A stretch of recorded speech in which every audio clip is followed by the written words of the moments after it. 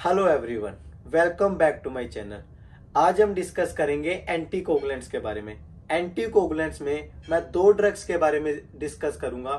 These are third most tested drug in NCLEX. So आप इनके बिना एनक्लेक्स में नहीं जा सकते, क्योंकि एनक्लेक्स में बार बार आती है और इनके बिना एनक्लेक्स का एग्जाम छप नहीं सकता।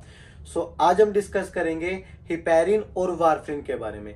These are anticoagulants. सबसे पहले आपको पता हो, ये एंटीकोगुलेंट्स हैं जिनका काम क्या होता है, क्लोट को बनने ना देना। These are not blood thinners. ये ब्लड थिनर नहीं है, ये खून को पतला नहीं करती।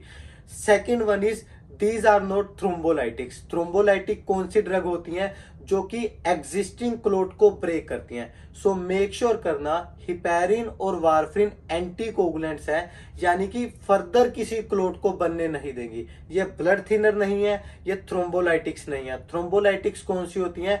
जो एग्जिस्टिंग क्लोट को, पेशेंट को पहले से ही कोई क्लोट है, आपने थ्रोम्बोलाइटिक दी और उसने उस क्लोट को ब्रेक डाउन कर दिया। बट हिपैरिन और वारफरिन ये काम नहीं कर सकती। इनका काम क्या होता है? फर्दर किसी क्लोट को ना बनने देना।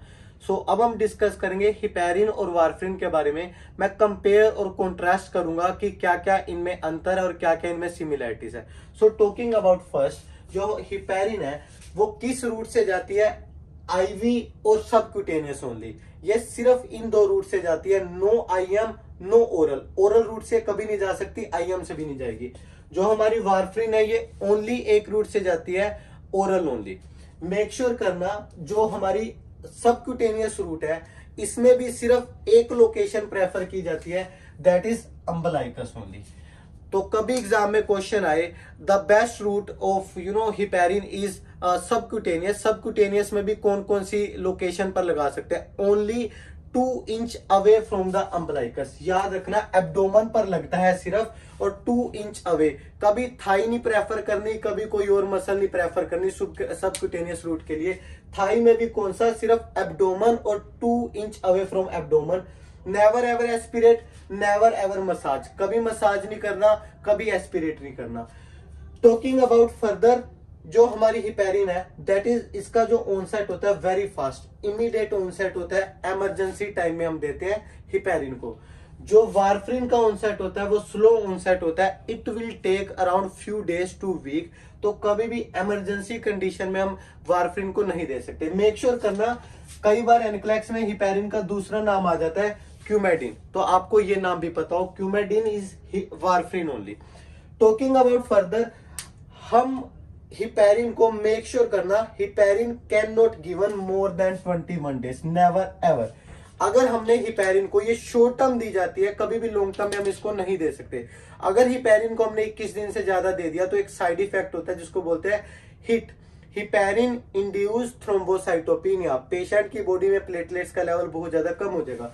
So it should never ever given in long term, हमेशा शॉर्ट टर्म में दी जाती है। Warfarin rest of the life हम दे सकते हैं, सारी उम्र हम वारफरिन को दे सकते हैं। बट मेरे को पर्सनली एग्जाम में क्वेश्चन आया था, क्या ये दोनों ड्रग्स कॉम्बिनेशन में दे सकते हैं? मेरे को क्वेश्चन किस सिनेरियो से आया था? देयर वाज ए पेशेंट जिसको कोई कंडीशन थी, उसको नर्स क्या देने लगी थी? हिपैरिन और वारफरिन दोनों कॉम्बिनेशन में देने लगी थी। नर्स की वाइफ ने क्वेश्चन पूछा कि both are anticoagulant, why you are giving in combination. तो नर्स का बेस्ट रिस्पॉन्स क्या होगा? मेक श्योर करना नर्स का रिस्पॉन्स क्या होगा। जो हिपैरिन है that is immediate acting drug, warfarin कभी भी इमीडिएटली एक्ट नहीं करती। हमने लॉन्ग टर्म में तो वारफरिन ही देनी है, बट अगर हम वारफरिन को आज देंगे, ये 4 से 5 दिन के बाद जाकर असर करेगी। वो 4 से 5 दिन के लिए हमने ब्लड को क्या क्लोट नहीं बनने देने। हम हिपैरिन को साथ में कॉम्बिनेशन देते हैं। For first few days heparin और वारफरिन कॉम्बिनेशन में जाती हैं। आफ्टर दैट हिपैरिन को हम एलिमिनेट कर देते हैं और वारफरिन की अगर जरूरत है तो वो लॉन्ग टर्म चलती रहेगी। मेक श्योर करना हिपैरिन और वारफरिन दोनों कॉम्बिनेशन में जाती है, बट हिपैरिन कभी भी 21 दिन से ज्यादा नहीं दे सकते। वारफरिन को rest of the life long term में हम देते हैं। फॉलोड बाय वेरी इंपॉर्टेंट, बच्चे सबसे ज्यादा क्वेश्चन गलत करते हैं, सबसे ज्यादा क्वेश्चन आता भी यही है और बच्चे गलत भी करते हैं। लैब वैल्यूज, हिपैरिन के साथ कौन सी लैब वैल्यू चेक करनी है, वारफरिन के साथ कौन सी चेक करनी है। टॉकिंग अबाउट हिपैरिन, आपको PTT and APTT both are same, ठीक है जी, दोनों सेम है। अगर पीटीटी दे रखा है, एपीटीटी दे रखा है, दोनों का मतलब एक ही है, तो आपने इन दोनों की वैल्यू चेक करनी है, मतलब एक ही चीज है, तो आपने इसकी वैल्यू चेक करनी है। विद हिपैरिन हम INR या फिर PT इनकी वैल्यू चेक नहीं करते। आपको किसकी वैल्यू चेक करनी है, मेक श्योर करना, सबसे ज्यादा क्वेश्चन आता है आपको किसकी वैल्यू चेक करनी है, PTT या APTT, बोथ आर सेम, और इनकी वैल्यू होनी कितनी चाहिए, ये भी एक क्वेश्चन आता है। It should in between with heparin, मैं हिपैरिन के साथ कर रहा हूं, नॉर्मल इंसान की इतनी नहीं होगी, विद हिपैरिन इनकी वैल्यू होनी चाहिए 46 to 70। अगर आपको एग्जाम में क्वेश्चन दे रखा है पेशेंट इज टेकिंग हिपैरिन, उसकी APTT की वैल्यू है 80 90, तो RN क्या करेगी, RN will immediately hold the drug. पहला एक्शन हमेशा क्या होगा, immediately hold the drug. Second action क्या होगा, कॉल SCP। थर्ड एक्शन क्या होगा, गिव एंटीडोट। तो कभी भी आपके पास क्वेश्चन आया, पेशेंट हिपैरिन ले रहा है, उसकी APTT की वैल्यू बड़ी आई है, 90 आई है, तो RN क्या करेगी, तीन ऑप्शन दिए होंगे, एंटीडोट देगी, SCP को कॉल करेगी या फिर होल्ड करेगी ड्रग को। कभी भी SCP को कॉल नहीं करनी अगर एक एक्शन पूछा गया, कभी भी एंटीडोट नहीं देना अगर एक एक्शन पूछा गया। सबसे पहले ड्रग को होल्ड करना है, followed bye call SCP, followed by antidote. और इसका एंटीडोट क्या होता है, प्रोटामिन सल्फेट। साथ लेकर जाना जी, इसका एंटीडोट क्या होता है, प्रोटामिन सल्फेट। हिपैरिन का एंटीडोट होता है प्रोटामिन सल्फेट। और आपको क्या चीज इसके साथ कौन सी लैब वैल्यू चेक करनी होती है, ओनली PTT और APTT। INR और PT की वैल्यू अपन चेक नहीं करते। वैल्यू कितनी होती है, 46 से लेकर 70 second. It should if it is above 70 hold medicine, call SCP and give antidote, followed by जो इसकी लैब वैल्यू होती है, इसके साथ अपन दो वैल्यूज चेक करते हैं, PT एंड INR। APTT की वैल्यू इसके साथ चेक नहीं होती, ठीक है जी। और INR की वैल्यू आपको एग्जाम में पता हो, INR की वैल्यू कितनी होती है, 2 to 3। It should not above 3। अगर 3 से ज्यादा है हमारे पास सिनेरियो, तो हम क्या करेंगे, hold the medicine, call SCP and give antidote. Make sure करना इसका एंटीडोट क्या है, विटामिन के, वेरी इंपॉर्टेंट। इसका एंटीडोट क्या था, प्रोटामिन सल्फेट। इसका एंटीडोट क्या, vitamin K. Next, this drug we can give in pregnancy. अपा हिपैरिन को प्रेगनेंसी में दे सकते हैं, अपा वारफिन को प्रेगनेंसी में नहीं दे सकते, ब्रेस्ट फीडिंग में भी नहीं दे सकते। क्यों, क्योंकि ये टेराटोजेनिक इफेक्ट करती है, बेबी में साइड इफेक्ट आएंगे। प्रेगनेंसी में दे सकते हैं, प्रेगनेंसी और ब्रेस्ट फीडिंग में नहीं दे सकते। After that, as I told you, both are anticoagulant. इनका काम क्या होता है, अगला क्लोट ना बनने देना, फर्दर क्लोट ना बनने देना। It can not break existing clot. जो क्लोट ऑलरेडी प्रेजेंट है उसको ये नहीं तोड़ सकती, क्योंकि थ्रोम्बोलाइटिक्स नहीं है। ये क्या है, एंटीकोगुलेंट्स, मतलब क्लोट को ना बनने देने वाली ड्रग। इस चीज को याद रखना।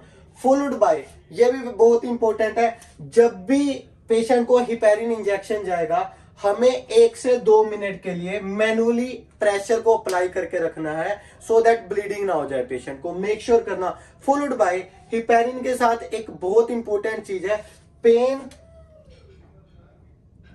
ब्रूजिंग और irritation at injection site is 100% normal. Patient आया जी हमारे पास, जी मेरे को हिपैरिन इंजेक्शन के बाद पेन, ब्रूजिंग और इरिटेशन हो रही है। नर्स क्या करेगी, nurse will educate the patient और डॉक्यूमेंट द फाइंडिंग। हमेशा नॉर्मल चीज को डॉक्यूमेंट किया जाता है। There is no need to report SCP, ये नॉर्मल चीज है, एक्सपेक्टेड होता है हिपैरिन के साथ।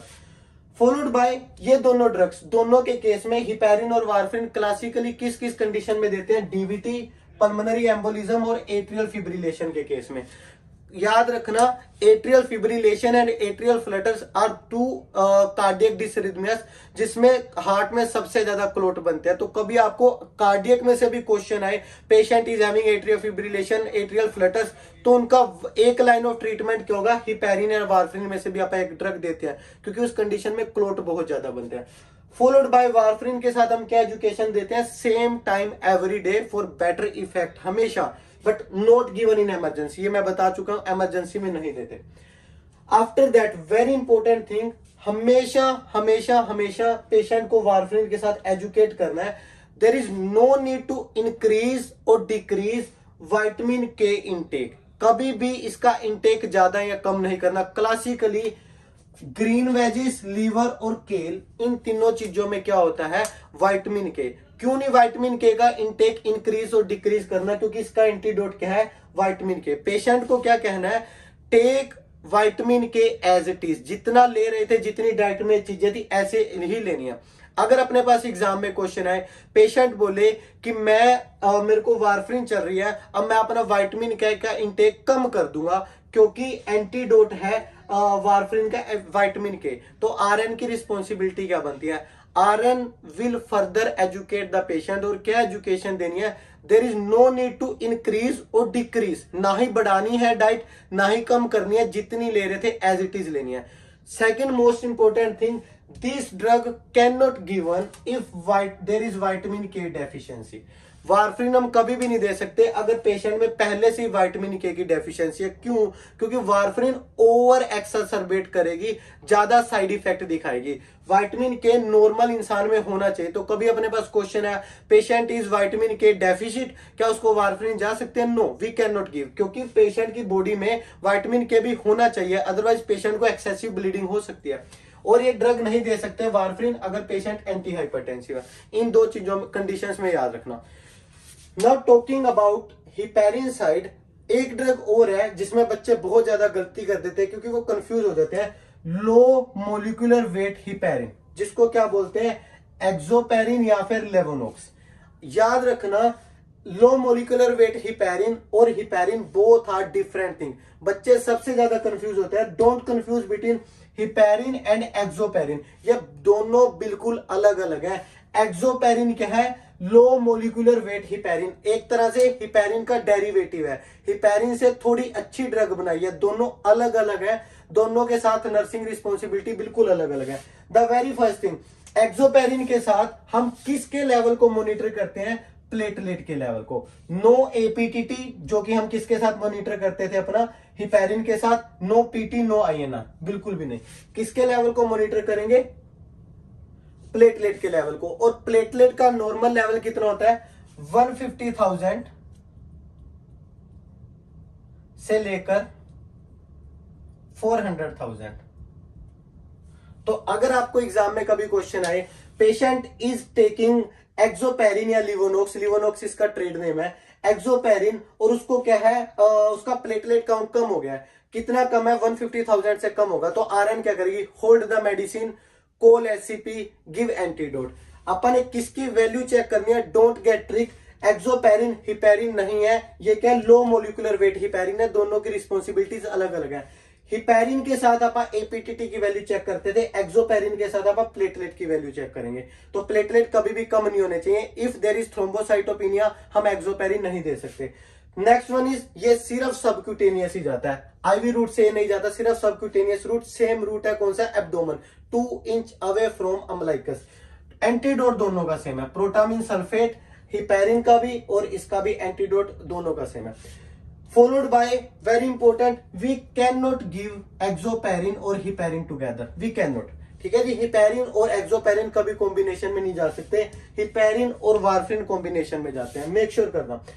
प्लस अगर थोड़ा सा भी एच एंड एच काउंट में डिक्रीज है, एच एंड एच काउंट क्या होता है? हीमोग्लोबिन एंड हिमेटोक्रिट, इन दोनों के लेवल में थोड़ी सी भी कमी है, we can not give.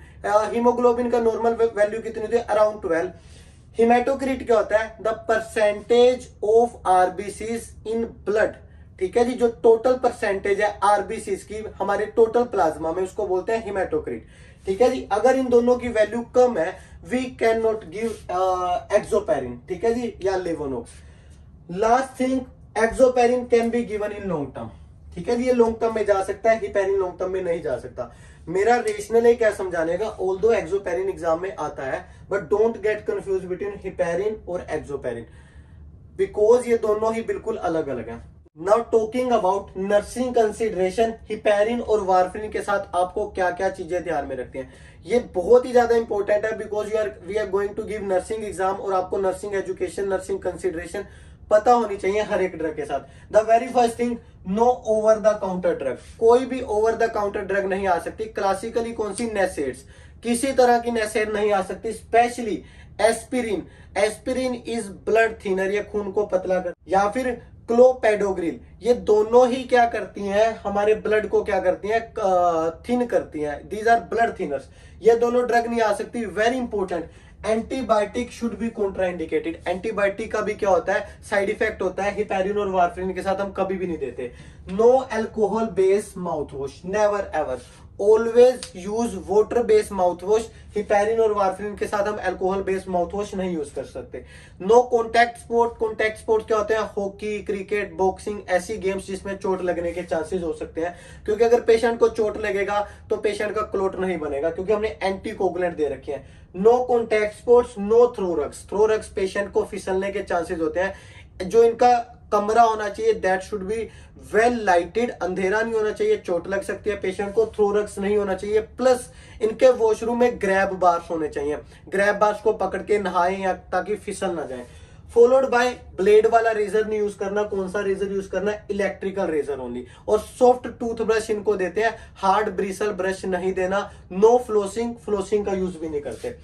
Followed by क्या क्या चीजें रिपोर्ट करनी होती है, haematuria, if there is blood in urine, haematemesis यानी कि blood in vomiting, oozing gums, हमारे गम्स में ब्लड आ रहा है, या फिर melaena, blood in stool, immediately report SCP अगर इनमें से कोई भी साइन आ रहा है। इवन इफ ब्लड प्रेशर अगर वो डिक्रीज हो रहा है, इमीडिएटली रिपोर्ट एससीपी। कॉन्ट्राइंडिकेटेड किस किस कंडीशन में होती है, हिपैरिन वारफरिन नहीं दे सकते। हीमोफीलिया, एनोरिज्म यानी कि ब्लड वेसल्स में रप्चर की प्रॉब्लम है, पेप्टिक अल्सर डिसीज, अगर किसी भी तरह के पेट में अल्सर है, इंटेस्टाइन में अल्सर है, वी कैन नॉट गिव, क्योंकि ब्लीडिंग हो जाएगी पेशेंट को। फॉलोड बाय अगर लॉन्ग टर्म में हम, वैसे तो हिपैरिन लॉन्ग टर्म में जाती नहीं, इफ वारफरिन अगर हम लॉन्ग टर्म में देंगे तो पेशेंट को ऑस्टियोपोरोसिस होगा। क्लासिकली साइड इफेक्ट को याद रखना। That is all about heparin, warfarin and enoxaparin. Make sure करना आपको एक एक पॉइंट पता हो, because heparin and warfarin are the third most tested drug in NCLEX. इसको किए बिना आप एनक्लेक्स में नहीं जा सकते। मेक श्योर करना इस वीडियो को देखकर नोट्स बनाना, और इस वीडियो को उन लोगों के साथ शेयर करना जो कि फिलहाल एनक्लेक्स की प्रिपरेशन कर रहे हैं, क्योंकि मैं आपके लिए ऐसी वीडियोस लाता रहूंगा। Thank you.